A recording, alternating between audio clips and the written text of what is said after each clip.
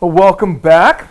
I hadn't actually planned on jumping back in front of the camera so quickly, but man, you guys asked good questions.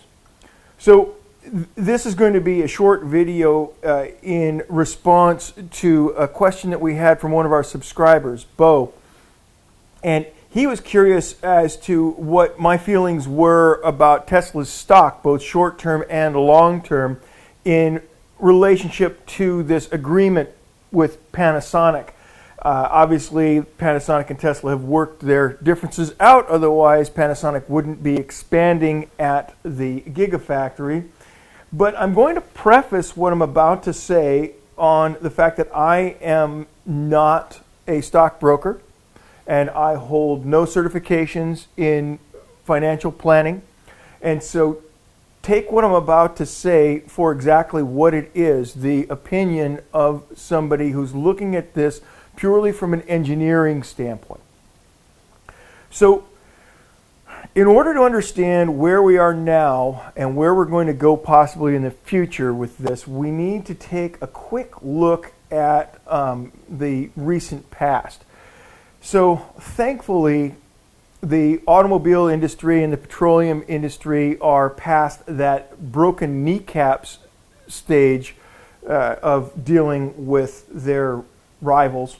But the way that they deal with competitors today is no more or less offensive than it was when they were using physical violence to obtain intellectual property or to get rid of rivals. What we have today is a intellectual warfare that's going on, a monetary warfare that's going on with Tesla. So what do I think near term for Tesla's stock? Well, Tesla's stock is broken. It's broken. It is not functioning anywhere near the way it's supposed to. It is the most shorted stock in history. So now let's take a look at the past to figure out why that might be. And so to better understand that, let's go ahead and pull up a little flow chart. Now, I'm going to try and focus just on electric vehicle technology for right now. This chart that you see does actually apply to some other technologies that the oil industry and the automobile industry either wanted to control or quash. But let's go ahead and focus just on electric vehicles. So the way that this usually works is that the oil industry will then give research grants to the automobile industry. The automobile industry will then use this money for internal research to set up laboratories and to hire researchers to develop and refine technologies under these research auspices, these labs. Now, anybody that works for GM or Ford and works at one of these labs or Volkswagen, then everything that they develop winds up under the control of that automobile manufacturer. And consequently, they can do with it whatever they want. They can do nothing with it. If you have an outside research facility that is being funded in part by GM or Ford or Volkswagen, then also you have this desire to bring your ideas into the marketplace. And so when they pay you to license or to purchase outright your technology, you gladly sign that over. And so then what you're signing it over to is one of these established, basically puppet corporations that are supposed to then bring your idea to market. They're supposed to mature the technology to a point where it can be brought to the consumer. And at that point, it goes to the manufacturer and then out to the public. But what really happens is that these shell corporations, no pun intended, these corporations, these holding corporations, are owned by the oil industry. So when you sell your patent to GM thinking that it's a part of GM Motors, then all of a sudden it gets bought up by these oil companies. And a good case in point for that is the nickel hydride battery technology that was developed back in the 80s. And that was run through this entire flowchart, purchased by GM, and then immediately sold to ExxonMobil. And so the real annoying thing about all of this is that in two parts, you have taxpayer dollars going towards it. You have taxpayer dollars going to the petroleum industry for these research grants to research more efficient motors, cleaner burning fuels, that kind of a thing. And then also, obviously, for new energy sources. And so then those get funneled back into the automotive branch. Then the automotive branch sets up these research organizations, and all the while you think that your tax dollars are being used to bring new technology to market. Well, in the case of that metal hydride battery technology, and then also in the case of the EV1 electric car, those were all in-house projects, and they were designed to stay that way. So what does that mean moving forward? Well, what happened then was that the automobile manufacturers were faced with something that they had never seen before. And that was they were faced with a guy who had seen the movie How GM Killed the Electric Car. So what did he do? Well, he played a little different game. And so now the automobile manufacturers, they have a real problem, because now they have somebody who isn't going to be a participant in their little technology development circle jerk. He paid money for batteries. Panasonic gave him batteries, and then he created the battery packs. And he created a linear manufacturing process where ultimately his goal was to have raw materials come in one side and cars spit out the other. So this brings up a whole new set of ideas that the automobile industry had tried before. And one of those obviously was to set up a dealership arrangement with Tesla. All right? So Elon Musk, he'd seen that all before too.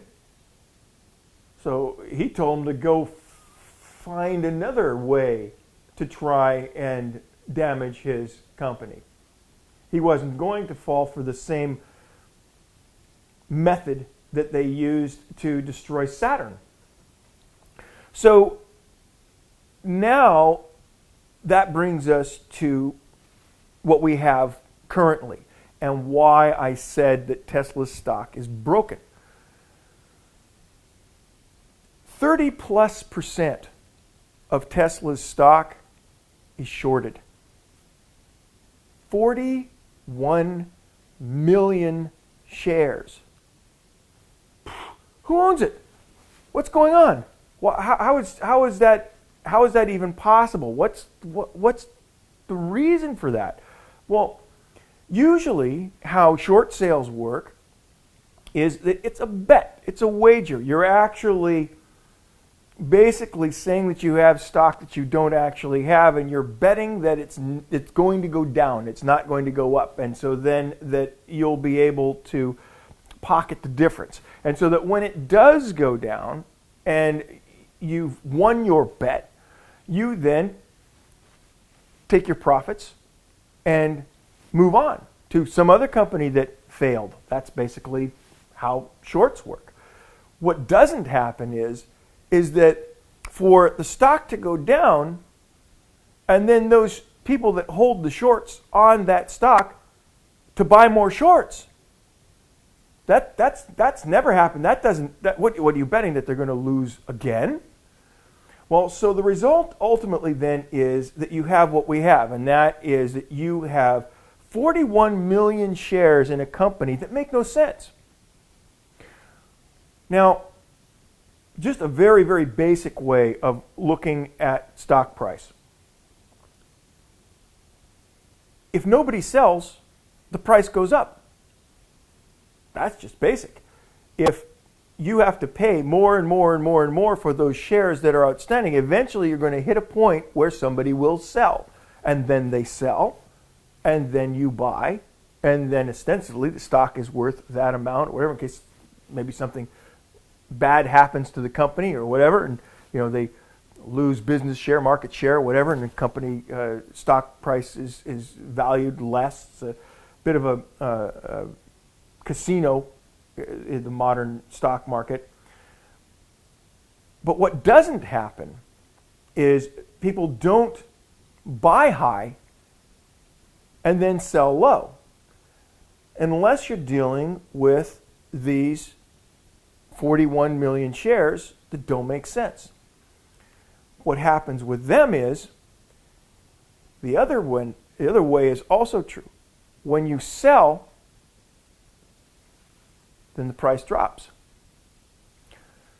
So the game that they're playing is that the holders of these shares will wait for any opportunity. Let's use a case in point of this Panasonic battery contract. Oh, the contract's ending. So then they sow all of this gloom and doom, and then they sell a bunch of shares. They dump a bunch of shares on the market. Well, what happens to the stock price? The stock price drops. Well, they then repurchase, and the whole cycle starts all over again.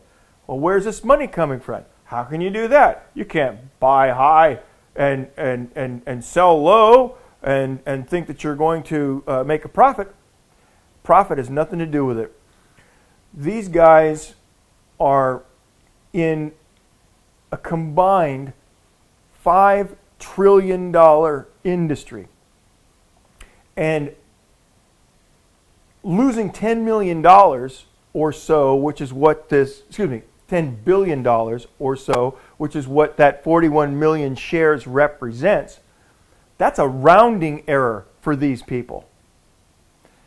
So that is the foundation for what is really going on, that this is an effort to damage Tesla. Now, I can't take full credit for all of the research for the information that I've just given you. I've actually borrowed heavily from research done by a gentleman named Jack Rickard. Now, Jack Rickard has his own channel that is very interesting if you are an engineering type, and I will leave a link both to his vlog post where he outlines the malfeasance that's going on with Tesla's stock, as well as a link to his YouTube channel. I highly recommend that you check it out if you are of a mind to see some very interesting engineering. His videos are often very long, and they contain a lot of very interesting information from an engineering standpoint, perhaps not so much from an entertainment standpoint. But in the case of what's going on with the Tesla stock, he is absolutely spot on. And the other thing that he points out is that the SEC, who is supposed to be here to monitor this type of activity, is either incompetent or they're involved. And this isn't something that I say lightly. I'm not a conspiracy nut by any stretch of the imagination, but Tesla's stock right now is just not working. And so I'm sorry, Bo, I really can't give you much of a prediction for the stock short term from an engineering standpoint, as much as I would love to, I think that long term Tesla is going to be okay. I think that the way that we can all best help Tesla get through this is to purchase these shares wherever they're available and don't sell them. Hang on to them. Think of it like a war bond. Think of it as something that won't mature for a decade, and just sit on it. And that way, slowly but surely, maybe the people that really do appreciate what Tesla is trying to pull off will eventually help speed up this ratchet that's going on. If you look at Tesla's stock, it has these crazy swings to it. But there are more people that believe in what Tesla is doing than there are short sellers that are able to get hold of this stock. And so it just keeps ratcheting up slowly. But man, these swings are just really painful. There's no other way to say that. And so I hope you guys found this interesting. If you like this type of a thing, then please feel free to like and subscribe.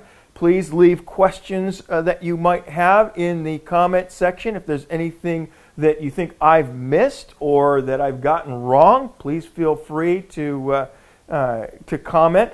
The next video that I'm going to produce, we had several folks that have asked about Tesla's new battery technology, this solid state battery technology that they're developing. And no, this is different from the dry electrode manufacturing process that they're going to be using for their current batteries that they have.